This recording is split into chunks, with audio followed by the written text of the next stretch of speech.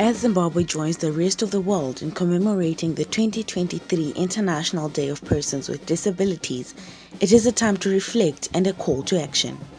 The commemorations were organized by the Federal Organization of Disabled People in Zimbabwe in partnership with the United Nations Development Programme and Christian Blind Mission International, as well as other organizations mainstreaming disability inclusion in Zimbabwe. The celebration held at Zimbabwe Hall in Highfield were punctuated with a march under the rallying theme of United in Action to rescue and achieve the SDGs for, with, and by persons with disabilities. The march in the high-density suburb of Highfield is a symbol of the call to action as stakeholders invoke the spirit of freedom fighters who resided in this suburb during the liberation struggle. At a time when society is urged to be united in action to rescue and achieve the Sustainable Development Goals for, with, and by persons with disabilities, the holding of these celebrations in this suburb is thus a revolutionary calling. People in song and dance celebrating the milestones reached so far. In giving his opening and welcome remarks, Mr. Leonard Marangi applauded key partners for gracing the occasion and showing commitment to unite in action to rescue and achieve the Sustainable Development Goals for, with, and by persons with disabilities. Tinoda kutenda kuti zuva iri rakatikoshera. Izuva rinopembererwa musi wa3 December wega wega, gore rega rega.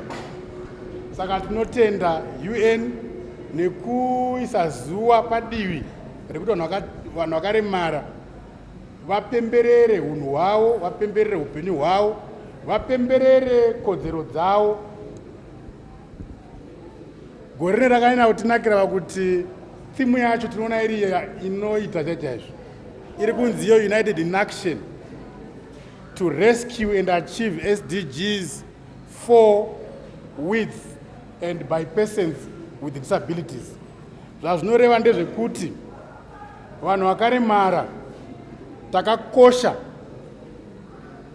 zvikuru kana takatarisana nekuachivhwa kwema SDGs.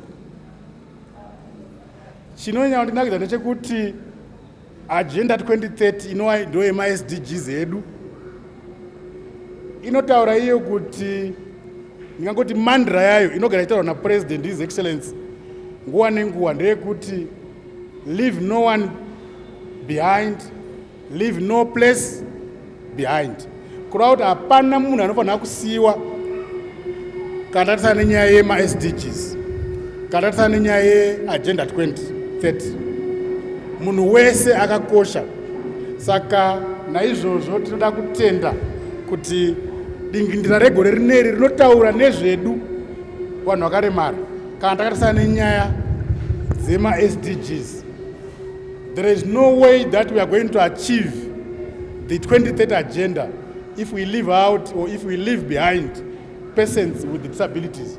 Saka tinotenda chose nedingindira iro rinotiita kuti tifunge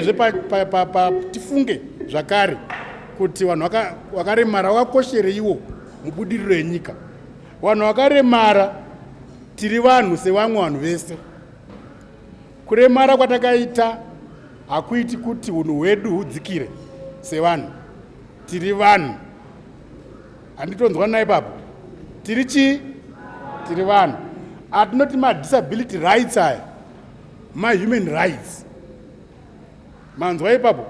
Kodzero dzevanhu vakaremara ikodzero dzevanhu. Kodzero dzevanhu vakaremara ikodzero dzechi? Dzevanhu. Uri munhu usati waremara. Ndosaka tichisora vanhu vanodaidza munhu akaremara nehurema hwake. Nekuti munhu asati aremara. Tinodaisa kuti munhu asingaoni anzi munhu asingaoni. Munhu ane usope anzi munhu ane usope. Tanzwa naipapo. Hatidi kuti munhu adaidzwe nehurema hwake. Ndo zvinotikanganisa, ndo zvinotidzora kumashure.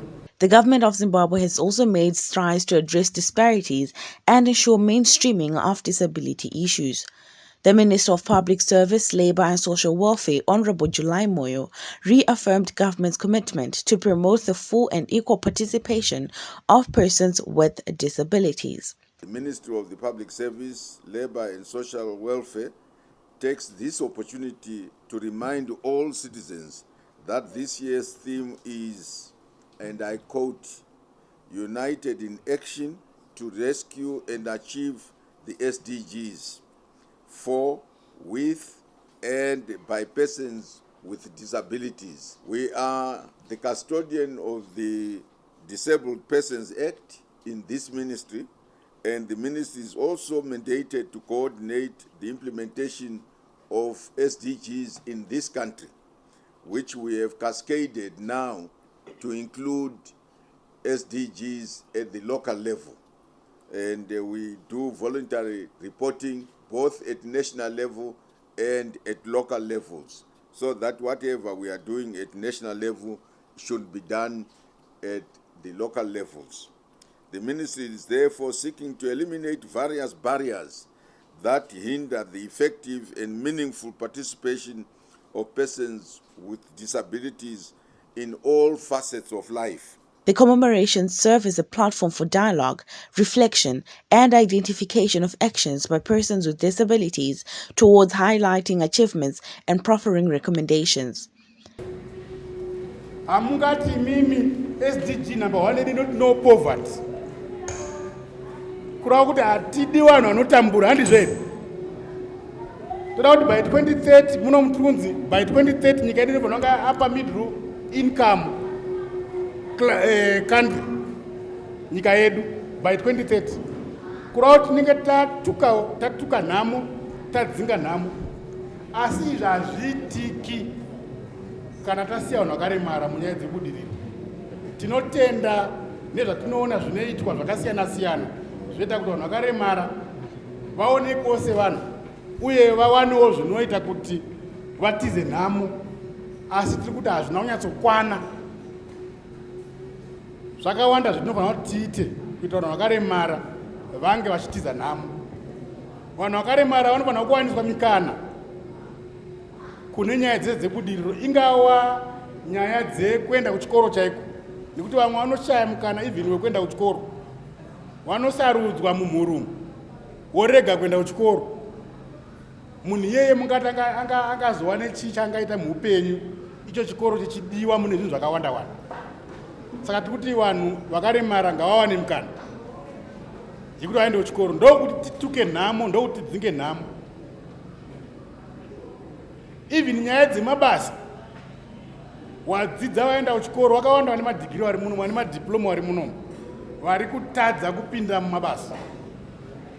Tiri kutaura nehurumende, tiri kutaura nevanhu vakasiyana siyana vanoita zvebudiriro kuti vanhu vakaremara vawaniswewo mikana yekuwana mabasa.